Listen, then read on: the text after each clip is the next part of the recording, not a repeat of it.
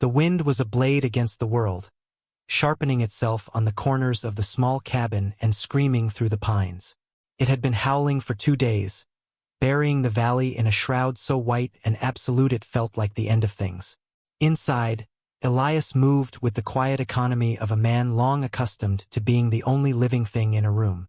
The fire in the stone hearth was his only companion, a restless heart of orange and red that threw dancing shadows against the rough-hewn log walls. He stoked it, the scrape of iron on stone the loudest sound he'd made all day. His face was a roadmap of hardship, carved by sun and sorrow, his eyes the color of a winter sky just before the snow falls. He sat at the small, scarred table and stared at the 2 empty chairs across from him. They were not just furniture. They were monuments to a silence deeper than the snow. A ghost of a memory flickered behind his eyes, a woman's laugh, the patter of small feet, and he squeezed them shut, the familiar ache tightening in his chest. This cabin, this isolation, was his penance. He had built it with his own hands as a fortress against a world that had taken everything, and in turn, he had locked himself inside. A sudden, violent gust of wind hammered the cabin, and with it came a sound that did not belong. A dull, heavy thud against the door. It was not the crack of a falling branch or the cry of a desperate animal.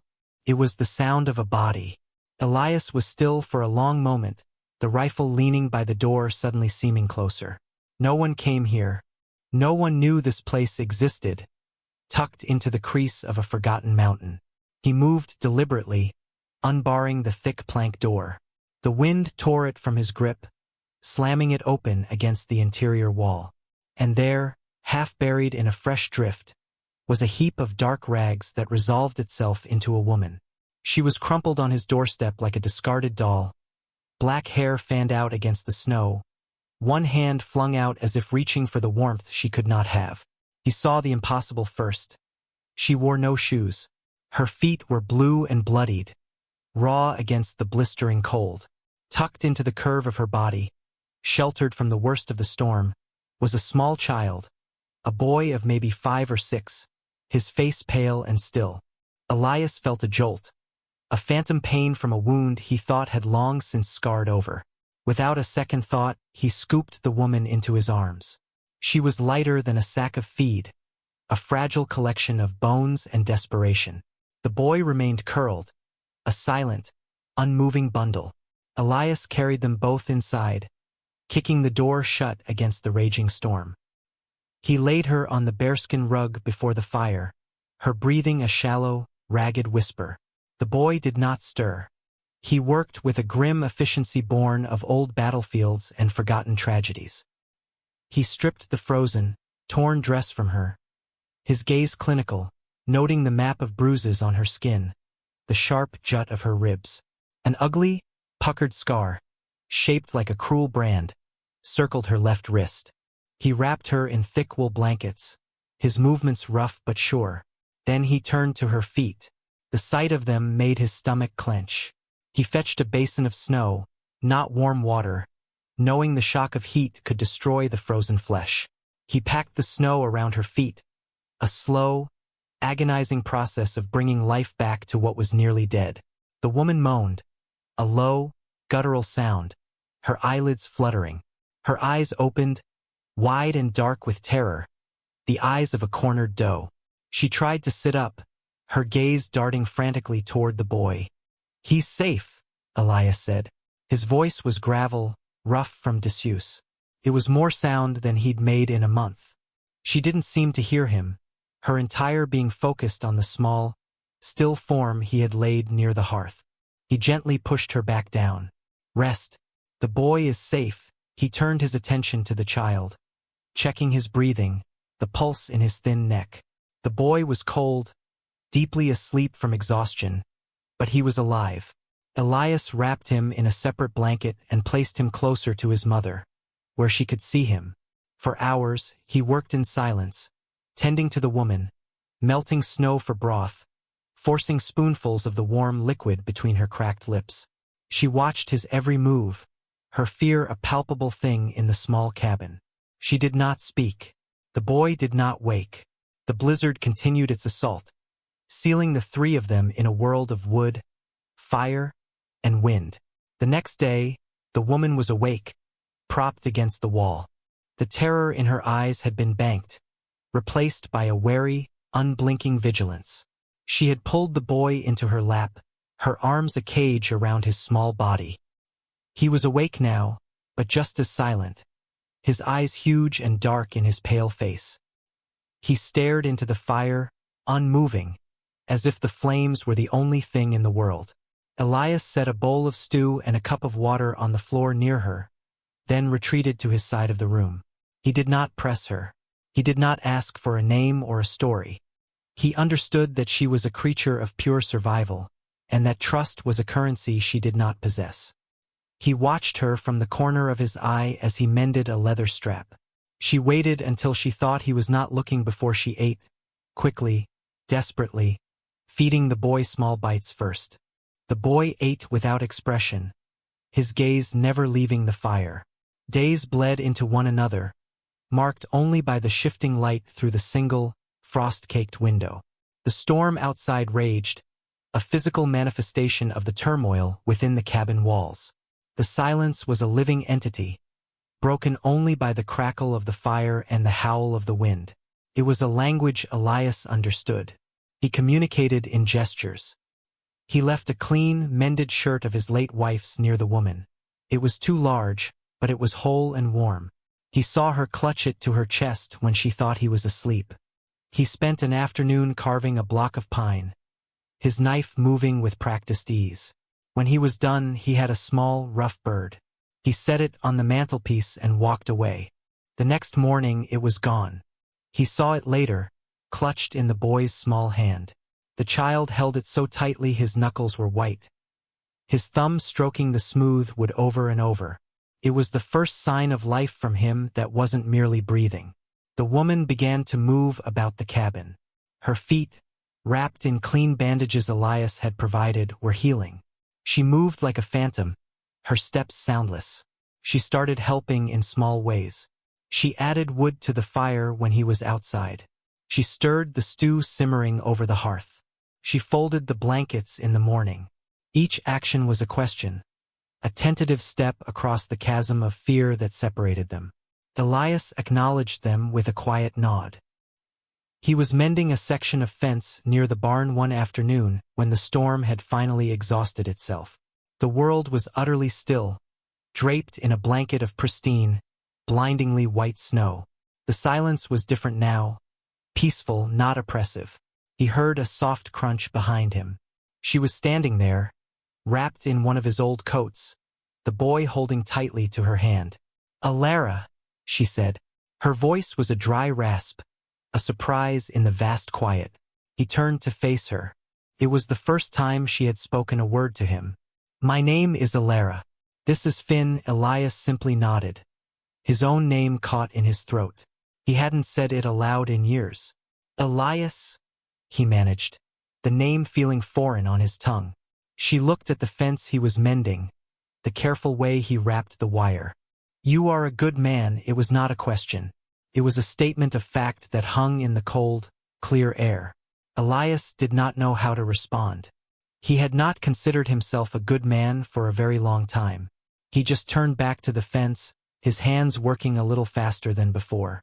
Her story came out in jagged pieces over the following days, offered up like precious, painful relics. She and her husband had been sharecroppers, bound by debt to a man named Silas, a man whose kindness was a mask for a chilling possessiveness. When her husband died in a logging accident, Silas's claim had shifted entirely to her. He saw her and the boy as property, another asset on his ledger. He had given her the scar on her wrist with a hot branding iron, a mark of ownership. He said a contract was a contract, living or dead. She whispered one evening, her eyes fixed on the fire. He wanted me in his bed. He wanted Finn to call him father, so she had run. In the dead of night, with only the clothes on her back and her son in her arms, she had fled into the teeth of the worst blizzard in a decade, choosing the certainty of a cold death over the certainty of life with Silas. Elias listened, his face an unreadable mask of stone. But inside, a cold, Hard anger began to smolder. He had seen men like Silas before, men who fed on the weakness of others. He looked at Finn, who sat tracing the wings of the wooden bird, his silence a testament to the horrors he had witnessed. That night, Elias took down the heavy rifle from its pegs over the mantel. He cleaned and oiled it by the firelight, the rhythmic, metallic click of the mechanism a grim promise in the quiet cabin. Alara watched him, her expression unreadable. She knew, as he did, that the breaking of the storm did not mean they were safe. It only meant the path to their door was now clear. The thaw brought with it a fragile sense of domesticity. Elias taught Alara how to shoot the rifle. He stood behind her, his large, calloused hands guiding her smaller ones, showing her how to brace the stock against her shoulder, how to sight down the barrel. The brief, necessary contact sent a current through both of them, an unspoken acknowledgement of the trust they were placing in one another. She was a quick study, her fear hardening into a fierce resolve. They worked side by side, clearing snow, chopping wood, preparing for a siege. A routine settled over them, comfortable and quiet. Finn began to emerge from his shell. He would follow Elias to the barn, watching him feed the single horse, his eyes full of silent questions. One day, as Elias was sharpening an axe, Finn touched his sleeve.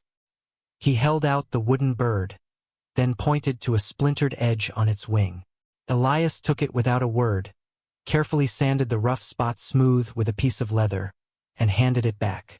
Finn looked at the mended wing, then up at Elias, and for the first time, the ghost of a smile touched his lips. It was a sunrise in the desolate landscape of the boy's face. That evening, standing on the porch and looking out at the vast, empty valley, Elias spoke of his own ghosts. "My wife was Sarah," he said, his voice low, directed at the two small, snow-covered mounds on a nearby hill. "My daughter, Lily." He didn't look at Alara, but he knew she was listening. "Fever took them, both in a week. I was away trading for supplies. By the time I got back—" He trailed off, the words swallowed by a grief that was still raw, even after 5 years. "I built this place for them. A safe place." He finally turned to look at her, his eyes hollowed out by the confession. "I failed them." Alara reached out and laid a hand on his forearm. Her touch was light, but it anchored him. "You did not fail us," she said softly. Her words were a balm on an old, festering wound. He looked at her, truly saw the strength that held her together, the fierce, protective love in her eyes when she looked at her son. He saw a survivor, not a victim, and in her gaze he saw not pity, but understanding. They saw the riders from a distance, 3 dark specks moving slowly against the endless white. There was no hurry in their approach. They knew their quarry was cornered. Elias sent Alara and Finn inside. "Bar the door. Stay away from the window. Do not come out. No matter what you hear." She clutched the second rifle, her face pale but her eyes steady. "Elias," he just nodded, then stepped off the porch, his own rifle held loosely at his side. He stood in the middle of the cleared yard, a solitary, unmovable figure waiting for the past to arrive. Silas was a man who wore his cruelty like a fine suit. He was handsome, with a charming smile that did not reach his cold, calculating eyes. He reined in his horse a dozen yards from Elias, his 2 hired men flanking him. "I'm looking for my property," Silas called out, his voice smooth and pleasant. "A woman and a boy. Seems they got lost in the storm." "Nothing here that belongs to you," Elias said, his voice flat and even. Silas's smile widened. "She has my mark on her. That makes her mine. The boy too. I have a contract." He swung down from his horse. "Now you can be a reasonable man. I'll even pay you for your troubles. Give them to me and we'll be on our way. Refuse, and this pretty little homestead of yours will be nothing but ash." "You're not taking them," Elias said. The words were quiet, but they held the weight of an oath. For a moment, the world was silent. The 3 men and the one. The only sound the soft drip of melting snow from the eaves of the cabin. Then Silas laughed, a short, ugly sound. "So be it." The world exploded in a cacophony of gunfire. Elias moved with a speed that defied his years, dropping to one knee and firing before Silas's men had even cleared their holsters. One of the men grunted and fell backward off his horse, a dark stain spreading on his chest. The other returned fire, a bullet splintering the wood of the porch railing next to Elias's head. Elias fired again, but the man was already moving, using his dead horse for cover. Silas, however, had not drawn his gun. He was watching, a look of sadistic pleasure on his face, enjoying the show. Elias felt a searing pain in his shoulder as the second man's bullet found its mark. He staggered, his vision blurring for a second. He was exposed, his rifle needing to be reloaded. The man behind the horse stood up, taking aim. A second shot rang out, not from Elias's rifle, but from the cabin. The man yelped, dropping his gun as the bullet tore through his hand. Elara stood in the doorway, the rifle pressed to her shoulder, her face a mask of cold fury. The sight of her, no longer a frightened refugee but a warrior defending her home, gave Elias the second he needed. He lunged forward, ignoring the fire in his shoulder, and tackled the injured man, bringing him down with the brutal efficiency of a soldier. Silas finally drew his pistol, his smile gone, replaced by a snarl of rage. He aimed not at Elias, but at Elara. "You stupid woman," he hissed. "You never learn." From inside the cabin came a sound no one had heard before, a raw, piercing scream. No. Finn stood at the window, his small hands pressed against the glass, his face contorted in terror and rage. The sound, so sudden and powerful, startled Silas. His head jerked toward the window for a fraction of a second. It was the only opening Elias needed. He surged to his feet, closing the distance in 2 long strides. He slammed into Silas, the force of the impact sending the pistol flying into the snow. The fight was primal, a desperate struggle in the mud and slush. Silas was younger, but Elias was fueled by a righteous fury he hadn't felt in years. He was not just fighting for himself. He was fighting for the 2 chairs at his table that were no longer empty. He was fighting for the sound of a boy's voice. He was fighting for the woman who had shown him that his penance was over. The fight ended as quickly as it had begun. Silence fell over the valley once more, heavy and complete. The snow was stained crimson. Elias stood over Silas's body, breathing in ragged gasps, his shoulder a symphony of agony. Elara rushed to his side, tearing a strip from her dress to press against the wound. Her hands were steady, her eyes clear. In that moment, looking at her kneeling in the blood-soaked snow, he felt a profound shift inside him. The fortress he had built around his heart had been breached, not by force, but by a quiet, persistent presence. Finn ran out of the cabin, his bare feet sinking into the cold slush. He didn't make a sound, but flung his arms around Elara's legs, his small body trembling.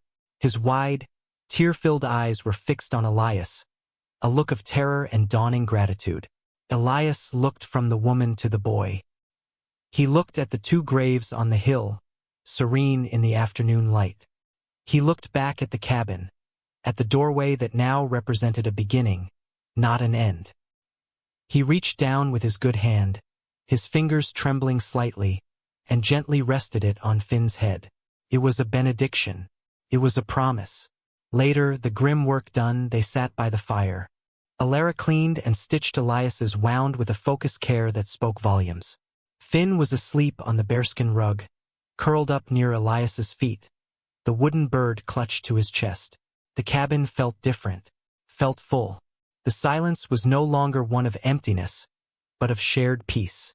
Elara finished her work, her fingers brushing his skin. She looked up at him, her dark eyes searching his. "What now, Elias?" He looked around the small room, at the life that had seeped back into its walls. He looked at the woman who had arrived with nothing, no money, no family, no shoes, and had somehow given him everything back. He met her gaze, and his voice was rough, but clearer and stronger than it had been in 5 long years. "You have me now." The spring that followed was a quiet miracle. The snows receded, revealing the sleeping earth beneath. Patches of green appeared on the hillsides, and the river at the bottom of the valley began to thaw, its voice a low murmur. Elias, his arm in a sling, showed Finn how to push seeds into the rich, dark soil of a small garden plot he had tilled. The boy, who now spoke in quiet, hesitant sentences, followed his every move with solemn concentration.